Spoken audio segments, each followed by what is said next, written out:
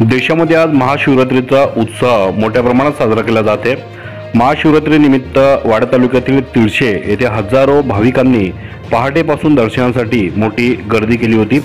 विविध ठिकाणी महापूजा, महाआरती तसेच अनेक ठिकाणी विविध धार्मिक कार्यक्रमाचे देखील आयोजन आजच्या दिवशी करण्यात आले होते।